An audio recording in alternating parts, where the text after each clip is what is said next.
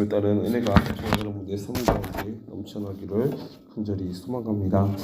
오늘 본문에 보시면 에베소 지역에서 난리가 났습니다. 왜냐하면 당시 에베소 지역에는 아데미 여신을 신처럼 받들고 섬기고 있었는데 바울이 와서 복음을 전하면서 이를 해방시키고 있었기 때문이었습니다. 다시 말해 바울은 에베소에 와서 복음을 전하였습니다. 그러자 성령의 역사 가운데 에베소 지역의 사람들이 예수님을 믿게 되었습니다. 그런데 문제는 이로 인하여서 에베소 지역 내에 아데미 여신의 모형 신전들을 만들던 사람들이 막대한 피해를 입게 된 것이었습니다. 즉 아데미 여신의 모형을 만들면서 돈을 벌고 있었던 자들이 복음을 증거하는 바울로 인해서 에베소 지역 사람들이 아데미 여신을 믿지 않으므로 자신의 밥줄이 위태롭게 되었던 것이죠. 그러자 데메드리오라고 하는 은장이는 바울의 복음으로 인한 피해들을 직공들과 또한 자신과 같은 일에 종사하는 사람들을 불러 모았습니다. 그러면서 자신이 좋아한 상황들과 확실하지 않는 미래에 대한 예측성 발언들을 서슴없이 말하며 그들의 마음을 동요시켰습니다. 그 결과 에베소 지역에서는 또다시 한번 또 다른 난리가 났습니다.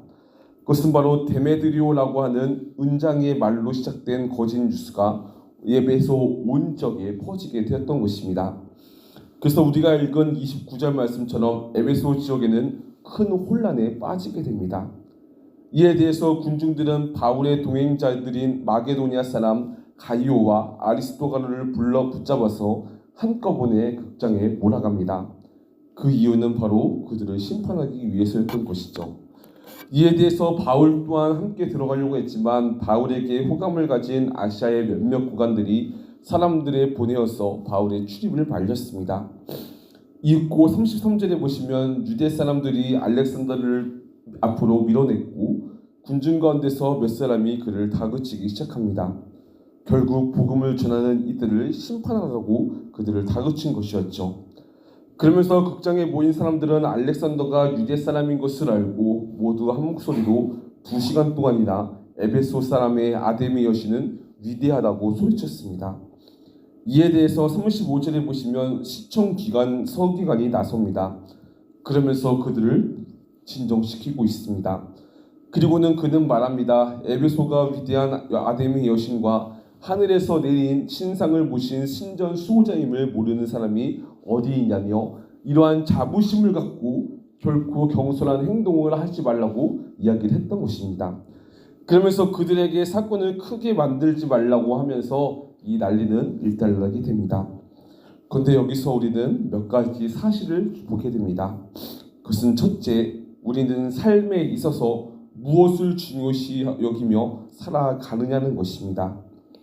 23절을 보십시오. 그 무렵 주님의 도 때문에 적지 않는 소동이 에베소 지역에서 일어났다고 합니다. 이는 결국 하나님의 말씀의 진리가 바울을 통하여 에베소 지역에 널리 퍼지게 된 것이죠. 그리하여 기존에 있는 에베소 지역의 아데미 신상을 신으로 여기며 믿고 살아갔던 자들이 회심하여 돌아서게 되었습니다. 즉 성령의 역사 가운데 사람들의 마음은 진리로 향하였던 것입니다. 그러나 데메드리오라고 하는 은장이와 아데미 여신의 모형 신전들을 만드는 직공들은 달랐습니다. 그들에게 있어서 중요한 것은 아데미 여신을 믿는 것도 아니었습니다. 오히려 그들에게 있어서 중요한 것은 아데미 신전을 만듦으로 인하여 얻을 수 있는 돈벌이가 너무나 중요했습니다. 그렇게 25절에 데메드리오는 이렇게 말하고 있습니다. 우리는 이 사업으로 잘 살고 있다고 말입니다. 그러면서 26절과 27절에 보시면 이렇게 말합니다. 그는 직공들에게 바울이 전하는 복음으로 말미암아 자신의 돈벌이 수단이 줄어드는 것을 바울의 복음 때문에 자신의 이 사업의 명성을 잃을 위험이 있을 뿐만 아니라 위대한 아데미 여신의 신전도 무시당하고 있다고 말을 하고 있다는 것이죠. 그러면서 자신들이 장차 줄어들게 되는 자신의 돈벌이에만 온 마음과 신경을 쓰고 있는 것을 우리는 보게 됩니다. 이렇듯 데메드리오는 바울이 전하는 복음에는 전혀 관심이 없었습니다. 다만 그로 인해 있게 될 자신의 사업의 피해에만 오로지 신경을 쓸 뿐이었습니다. 즉 그의 삶에 있어서 중요한 것은 진리냐 비진리냐를 떠나서 그것이 나에게 유익이 되느냐 마느냐의 온통 중요성을 두고 삶을 살았던 것입니다. 근데 데메드리오뿐만 아니라 우리의 삶도 마찬가지입니다. 우리는 정말로 생각해 보아야 할 것입니다. 우리는 무엇을 중요시 여기며 삶을 살아가고 있는지 말입니다. 정말로 우리는 우리에게 있어서 유익이 되고 혹은 유익이 되지 않는 것에만 신경을 쓴 나머지 진리냐 비진리에 대한 문제는 소홀히 하며 삶을 살아가고 있지 않은지 점검해 보아야 한다는 것입니다. 정말로 저와 여러분들에게 있어서 삶에 중요시되는 것이 무엇입니까? 나의 만족입니까? 아니면 진리를 택하며 살아가는 것입니까? 만약 나의 만족을 택하고 살아가는 것이 삶에 있어서 매우 중요한 것이라면 우리는 나의 만족함이 채워지지 않으므로 현실 속에서 더욱더 영원한 만족을 주시는 하나님을 잃어버린 채 만족된 삶을 누리기 위해서 그저 열심히 살아갈 것입니다. 하지만 진리를 택하며 살아가는 것을 중요시 여기며 살아가는 자들은 다릅니다.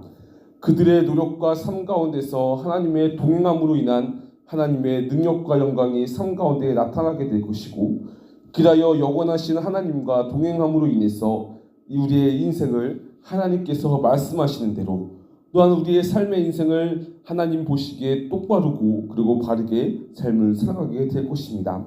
그러므로 우리는 현재 무엇을 중요시 여기며 삶을 살아가고 있는지 하나님 말씀을 통해서 점검해 보아야 할 것입니다. 둘째, 오늘 말씀을 통해서 주시는 하나님의 말씀의 메시지는 결국 우상은 인간이 섬겨야 그 빛이 나지만 스스로 존재하신 하나님은 그럴 필요가 없다는 것을 말씀해 주고 있습니다. 데메드리오는 27절에서 이렇게 고백을 하고 있습니다. 위대한 아데미 여신의 신전도 무시당하고 또 나아가서 온 아시아 온 세계가 숭배하는 이 여신의 위신이 땅에 떨어지고 말 위험이 있다고 말입니다. 이처럼 우상은 누군가가 숭배를 해줘야 그 위신과 가치가 밝히 드러나 보이게 됩니다. 그런데 이러한 패턴은 우리가 살아가는 세상 가운데서 다양하게 나타나고 있습니다. 예를 들어서 과자 시장에 한 과자가 새로 출시가 되었다고 칩시다. 근데 그 과자의 가치는 누가 측정을 하고 있습니까? 소비자가 얼마나 그 과자를 사 먹느냐에 따라서 그 과자의 가치는 시장 내에서 측정이 됩니다. 맛집도 마찬가지입니다. 아무리 음식점에서 맛있는 음식을 만든다고 한들 그 음식점의 가치는 사람들의 방문 횟수와 또한 맛 평가로 매겨집니다. 이처럼 우상이든 세상의 가치들은 모두가 다 사람들에 의하여 그 가치가 매겨지게 되어 있습니다. 그런데 그 사람들로 인하여 매겨지는 상품의 가치가 떨어질 때면 그것을 만들거나 감당하는 사람들의 심정은 어떠하겠습니까? 좌절 그 상태인 것이죠. 그런데 스스로 존재하시는 하나님은 다릅니다. 하나님은 사람들이 얼마나 많이 섬기느냐, 헌신하느냐에 따라서 하나님의 가치가 매겨지는 분이 결코 아니라는 것입니다.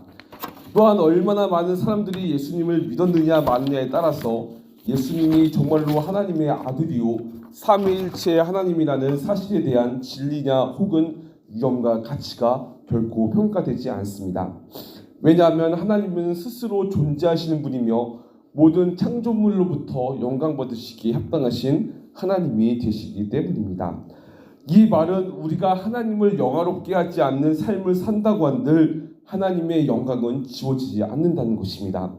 또한 하나님의 영광이 나타나지 않는 것도 아니라는 것이죠.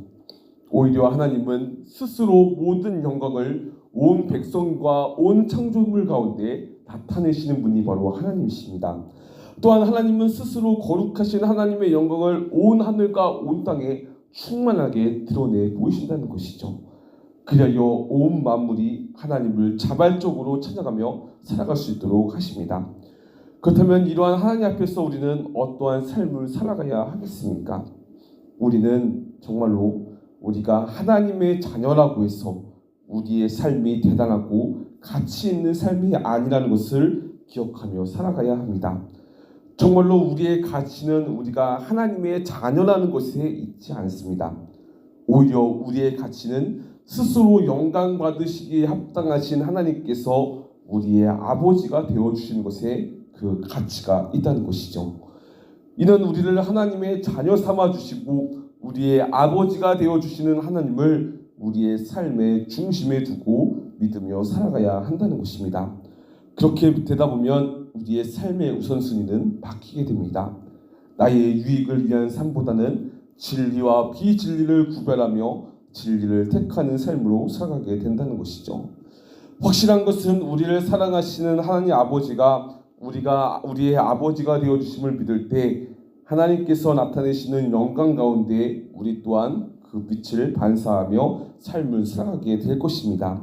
그러므로 우리 모두 정말 우리의 삶 가운데 정말로 하나님 아버지가 우리의 아버지가 되어 주신다는 그 사실을 기억하며 또한 그 하나님께서는 스스로 하나님의 놀라운 영광과 은혜를 비추시며 살아가신다는 것을 날마다 믿으며 우리 또한 아버지 되시는 하나님을 우리의 삶 가운데 늘 우리의 아버지로 믿고 모시며 살아가는 우리 모두가 되시기를 간절히 소망합니다. 하나님께서 우리의 아버지가 되어주실 때 그 영광의 빛은 하나님으로부터 또한 우리 삶 가운데 반사되어 나타나야 될 것입니다.